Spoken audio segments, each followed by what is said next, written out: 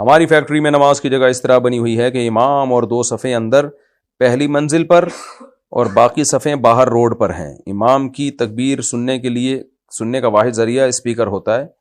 اب اگر دوران نماز بجلی کے جانے یا کسی وجہ سے اسپیکر بند ہو جائے اور کوئی شخص تکبیر بھی نہ کہے تو باہر کی صف والے نماز کیسے پڑھیں گے؟ نماز توڑ دیں یا انفرادی پڑھنا شروع کر دیں.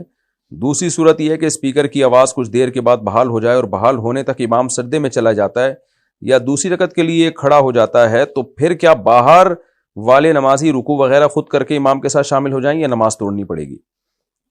دونوں صورتوں میں جب امام کے ساتھ رابطہ منقطع ہو جائے یا کوئی بھی ایسی صورت ہو جس میں آپ کو پتہ ہی نہیں چل رہا ہو کہ امام کیا کر رہا ہے، تو پہلی بات ہے پیچھے کسی کو تکبیر کہنی چاہیے، امام کی تکبیر کو پیچھے پہنچانا چاہیے. بہت غفلت اور شریعت کے مسائل سے جہالت کی دلیل ہے کہ لائٹ چلی گئی اور امام کی آواز پہنچ نہیں رہی اور کوئی مکبر بھی نہیں ہے. خود سے یہ لوگوں کو چاہیے خیال کریں. بال خیال نہیں کیا اور پتہ ہی نہیں چل رہا امام کیا کر رہا ہے، تو پھر کرنا یہ ہے کہ جب غالب گمان ہو جائے نا کہ امام رکوع میں چلا گیا ہوگا تو اس وقت رکوع کر لیں. جب غالب گمان ہو کہ امام سجدے سے اٹھ چکا ہوگا یعنی قومے کے بعد، تو پھر سجدے سے اٹھ جائیں.